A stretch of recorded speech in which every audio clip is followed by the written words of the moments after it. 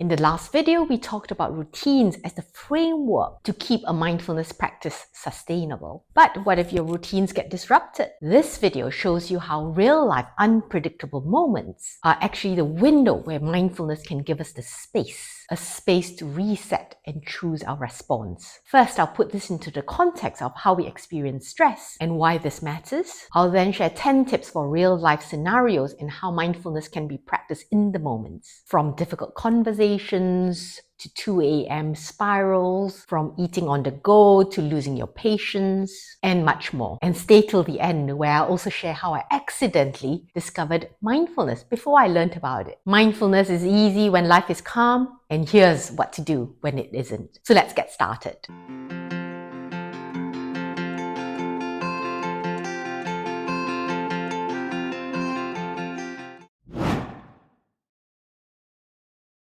Stress reaction is normal and healthy way of how our body functions. But the problem happens when we are stuck in a chronic stress response. And the chronic response to stress can accumulate and compound. When one gets to the situation of being completely overwhelmed, our prefrontal cortex, just behind our forehead here, that is involved in decision making, can get affected. And this is where there is a window of opportunity for mindfulness practices to help us.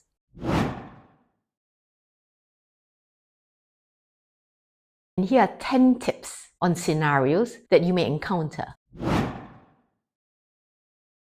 Tip number 1, when you're on autopilot. Starting the morning, you may be going to work, and very commonly, people are on autopilot, either scrolling on their phones or replying to emails and messages on the move. There's nothing wrong about that if you choose to do that. But the question is, are you doing it as a conscious decision, or are you actually doing it because it's an automatic behavior? By taking a moment to notice, are you actually on autopilot during those moments, will give you an opportunity to decide what would you want to do instead. So for some people, they may then make the decision of actually putting away their phones so that they are noticing their surroundings, aware of how their body's feeling and the state of their emotions, and making some decisions about how they want the day to move forward.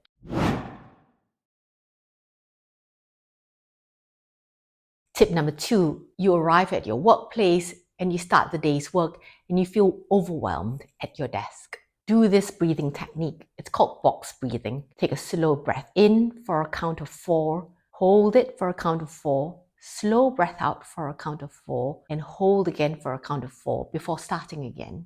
Breathing in, equal amount of hold, breathing out equal amount, and holding again, like a box pattern. Next, ground yourself to what you're noticing around you.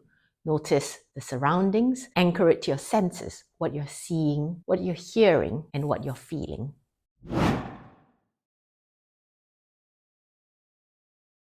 Tip number 3, you are expecting a difficult conversation coming up. Do this practice of a brief pause, breathe, and reset.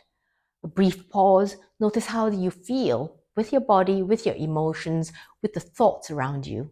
Breathe in with the techniques I mentioned. It could be a box breathing technique from the last tip, or another breathing technique that I'll share later in this 10 tips. And then ask yourself the question, what do I need to do next? And try this reframe. What if things go well? And walk through in your mind, what's the best version initially. Consciously relax your jaw, your shoulders, your body as you're entering the conversation. And remember to breathe when you're in the conversation to help with the listening.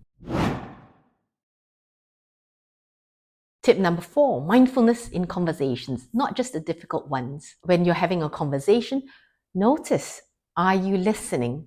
Or do you have an impulse to interrupt? Do you have an impulse to reply?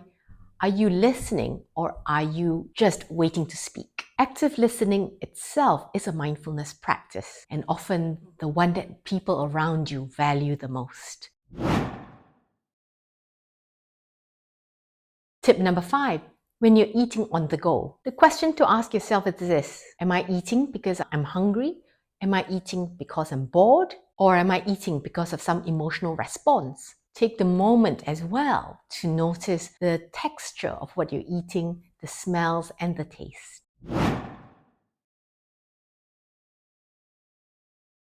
Tip number 6, when you're losing patience. Very human. This is the opportunity to create that space. Take one slow, deep breath to create that space between stimulus and response, reminding us of the quote that I shared in one of my recent videos from Dr. Viktor Frankl. The space between stimulus response is the opportunity to make a choice. I paraphrase. And in that space of taking that breath, that moment of pause, it gives you that opportunity to help to decide on the best response. Tip number 7, mindfulness of thoughts and emotions, which links in nicely to the previous tips. Oftentimes, when there are difficult emotions, frustration, anxiety, anger, something you could do is to notice it and label it.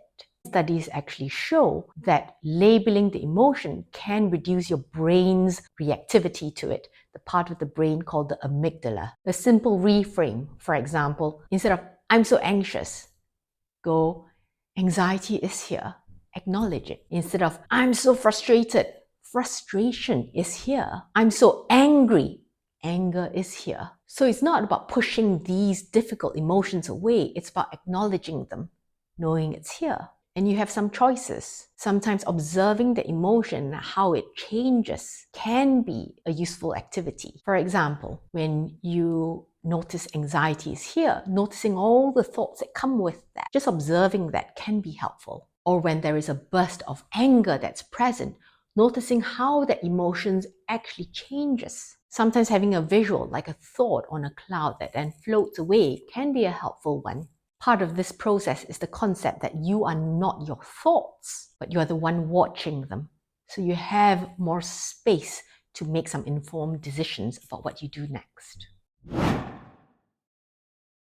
Tip number 8, using the grounding effect. On difficult days, use some of these grounding tips. Exhale, focus breath. A breath that you are prolonging the breath out. For example, you take a very slow breath in, hold it for a few moments, and then slowly breathing out, taking as long as you can to release that breath that you took in, and holding again for a few moments. Doing it for a few cycles, just focusing on the breath. And whilst you're doing that, noticing the sensations of your feet on the ground, your hands where they are on your lap, and the posture of your body at that moment. So this is about not having to be calm to use mindfulness, but use mindfulness to help you be calmer. Tip number 9, a simple question. What do I need most right now? Pair this with a mindful pause. Take a moment to notice your surroundings, where you are, how your body is feeling, the emotions and thoughts that's with you at that time, settling into your breath, and then asking yourself this question. What do I need most right now? It could be standing up, just going for a brief walk, or taking some water. Your brain will tell you what it needs. And this practice is to create a space to hear it. Tip number 10, 2 a.m. thought spiral. For the times when you are in bed and you're trying to sleep and your mind is just going on and on, whether you're worrying about something, problem solving, going in constant thinking mode, try this instead. Do a mental scan of your body, from the sensations from your feet, ankles, knees, hips, body, chest, arms, neck, and head. Pair this with a breath practice. It could be a very slow exhale focused breath that I shared earlier, where you take longer time to breathe out fully and repeating the breath cycle from 5 to 10 times. Whilst you're doing that, scanning the body where you notice any areas of tension of the muscles, see whether you can allow a little softening. And you could even pair that with visualizing a calming space. Perhaps a place of nature, perhaps a walk on the beach.